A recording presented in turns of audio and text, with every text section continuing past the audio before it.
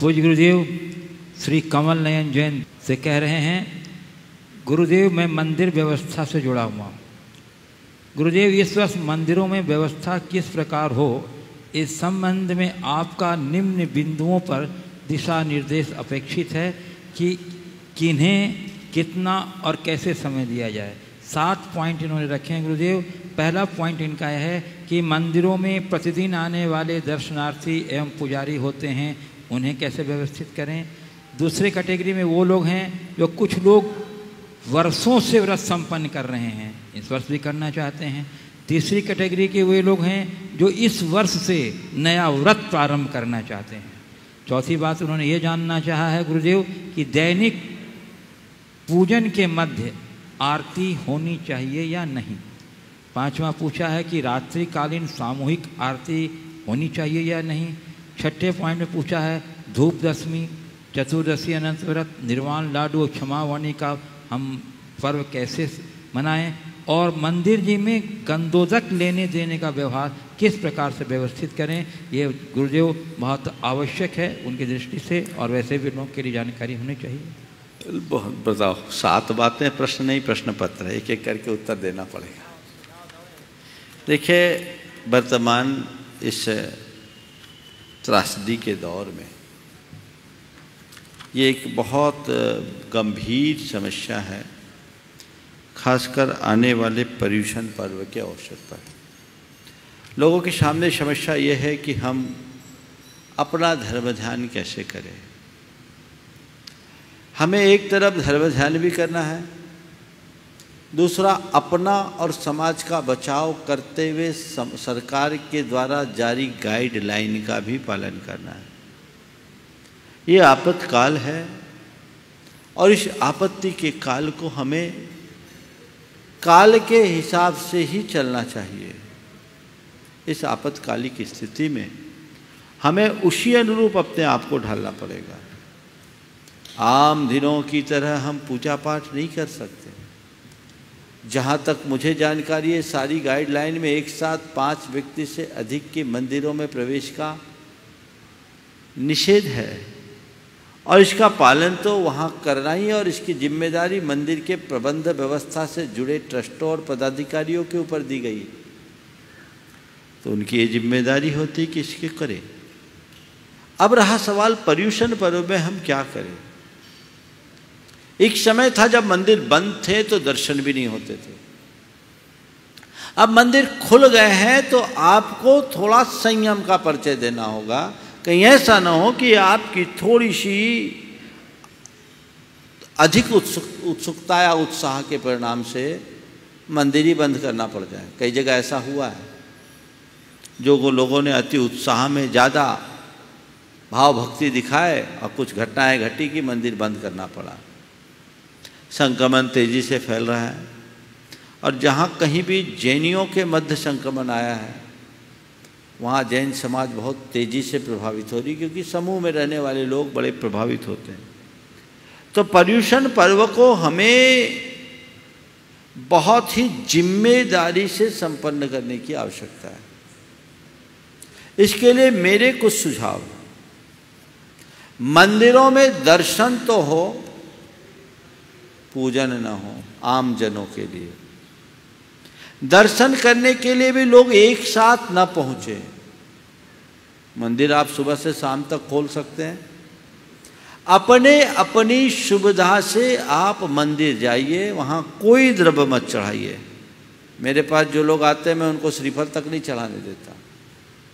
आप बंधन कीजिए, द्रव्य मत चढ़ाइए, गुल्लक में द्रव्य डाल दीजिए, गुल्लक वाला। द्रव्य चढ़ाने की कोई ज़रूरत नहीं है। आप भगवान को ढोक दे करके आ जाइए और कम से कम समय मंदिर में बिताइए। एक काम तो ये कर सकते हैं। महाराज जो 10 लक्षण व्रत कर रहे हैं उनके लिए क्या करेंगे। तो व्रत आपका ही नहीं, अन्य समुदायों का भी व्रत आता है।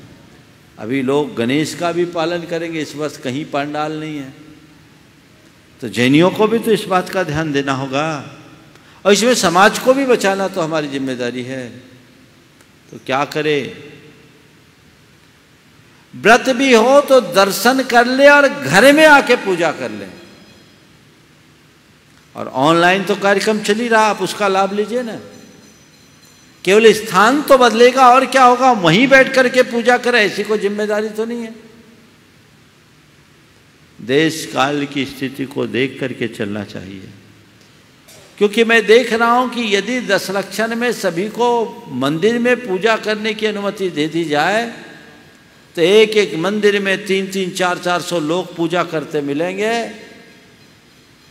और वह स्थिति हमारी समाज के लिए बड़ा अप्रिय और भयावह होगा।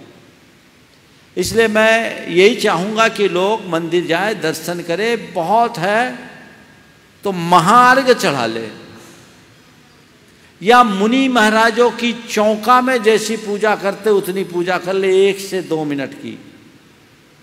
आपकी पूजा हो गई और अपने घर से द्रव्य लेके जाए, अपना बर्तन लेके जाए, अपने में ही द्रव्य चढ़ाए और अपने घर लेके आए, वहाँ न छोड़े, क्योंकि उससे संक्रमण का खतरा है। और फिर घर में बैठ करके ठाठ से पूजा करे। ऑनलाइन कार्यक्रम तो पूरे चल ही रहे हैं, यहाँ से भी चल रहे हैं, देश में अनेक स्थानों से चल रहे हैं। जो आपको पसंद है उस कार्यक्रम को आप अटेंड कर लीजिए, अपनी पूजा अर्चा आप संपन्न कर लीजिए, तो इसमें आपको कोई दोष नहीं लगेगा, आपका व्रत भी पल जाएगा और लोग मंदिर में ही जाकर के पूजा करना चाहेंगे तो ठीक नहीं है। महाराज अभिषेक तो होगा तो इक्का दुक्का लोग अभिषेक करें। अभिषेक के टाइम में भीड़ ज़्यादा होती है, इसके लिए सबसे उत्तम तो यही है, जो लोग प्रतिष्ठानों में दुकानों में नहीं जाते और जो व्रती हैं प्रतिमाधारी 1-2 उनको आप अभिषेक करने के लिए कह दीजिए, बाकी लोग अपने घरों में अभिषेक देखें। जिन मंदिरों में ज़्यादा वेदियां हैं वहाँ अगर आप इसे नियंत्रित तरीके से कर सके तो एक सलाह मैं देता हूँ। एक मंदिर में मान लीजिए 11 वेदी हैं, 11 वेदियों में जितने लोग व्रत करने वाले हैं सवेरे 6 बजे से लेकर 11 बजे तक का टाइम स्लॉट बांट दीजिए। किसी भी वेदी में 3-4 आदमी से अधिक ना हो और उनको 15 मिनट से अधिक का समय ना हो। अपनी दूरी बनाते हुए लोग अलग अलग वेदियों में जो उनको समय दिया जाए उस समय आके पूजा कर ले। अगर इतने अनुशासन के साथ कोई पूजा करे तब तो उनका पूजा करने का मतलब है, और आपके द्वारा दिए जाने वाली ढील से कोई उसका दुरुपयोग करे तो ये चीज़ ठीक नहीं है। तो जो व्रत कर रहे हैं उनकी बात, और जो नया व्रत करना चाहते हैं तो अब नया व्रत अगले साल कर लेना, इस बार भाव से कर लो, जितना बने घर से कर लो, लेकिन व्यवस्था को न बदले। इसी प्रकार दैनिक पूजन के मध्य आरती, देखिए जयमाल पढ़ते समय लोग आरती जलाते हैं, वही आरती है, दैनिक पूजन में कर सकते हैं, लेकिन वर्तमान में अभी आरती करने के लायक समय नहीं है।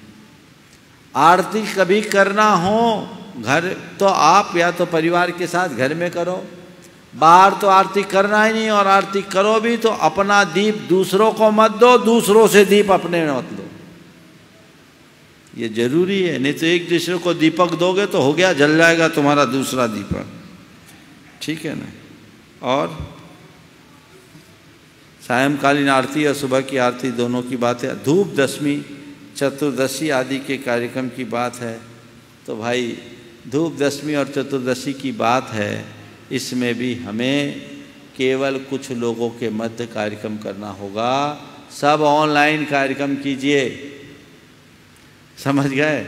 घर में भावना भा लीजिए, धूप दशमी हो गई। नैमित्तिक क्रिया जो हमारी समाज की होती, समाज के 1-2 व्यक्ति मंदिरों में वो क्रियाएं कर ले, चतुर्दशी का अभिषेक भी 1-2 व्यक्ति कर दे, बाकी लोग ऑनलाइन देख ले।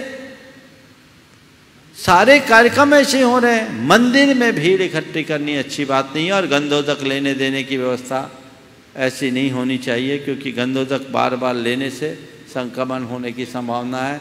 अभिषेक हो देना ही नहीं। आपको बताऊं, जब से संक्रमण हुआ है तब से मैंने आज तक गंधोदक नहीं लिया। 2-1 बार सागर में लिया, उसके बाद से गंधोदक ही नहीं लिया। जरूरत नहीं, वंदना कर लो ना, अनुमोदना कर लो एक दूसरे। मैंने केवल इसलिए नहीं लिया कि एक संदेश लोगों को जाए। आप एक दूसरे को गंधोदक लेने देने का कार्य बंद करें, ये व्यवस्थाएं ठीक नहीं है। एक जगह मैंने देखा घंटे के साथ बड़ा मॉडर्न टेक्नोलॉजी का उपयोग किया, सेंसर लगा दिया घंटे से दूर, उसके दूर ऐसे हाथ लगाओ घंटा बजेगा। ये टेक्नोलॉजी है, बिना छुए घंटा बज रहा है। ठीक है, ऐसी व्यवस्था को कोई दिक्कत नहीं है, स्वागत योग्य है। एहतियाती कदम जितना उठाना है उठा सकते हैं, ये आप सबकी जिम्मेदारी है। और ये इसीलिए तो सारे कार्यक्रम ऑनलाइन किया गया है। आप घर बैठे आनंद लीजिए। ऐसे समय में यदि आप आग्रह पकड़ते हैं तो वो उचित नहीं है। व्रती हो या अव्रती, सबको संयम का परिचय देना चाहिए। मंदिर में दर्शन करते समय भी आप ऐसे समय जाइए जिस समय मंदिर में कम से कम भीड़ हो ही नहीं, भीड़ तो होनी नहीं चाहिए। 5 आदमी की बात की गई है, 5 से 6वां आदमी दिखे नहीं, ऐसी व्यवस्था करिए ताकि आप सबकी सुरक्षा हो, आप सबकी भलाई हो। नहीं तो इनसे बहुत तेज़ी से संक्रमण फैलता है। कई प्रकरण ऐसे आए हैं कि मोहल्ले का मोहल्ला संक्रमित हुआ है। तो ऐसी घटनाएं ना हों, आप सब इसका ध्यान रखें। और जिनको इस सामूहिक कार्यक्रम में अपनी सहभागिता देनी है, लेना चाहते हो, संकल्पित हो जाए। कल मैंने आप सबसे कहा था कि मन का प्रमाद हमारा बहुत बड़ा शत्रु है।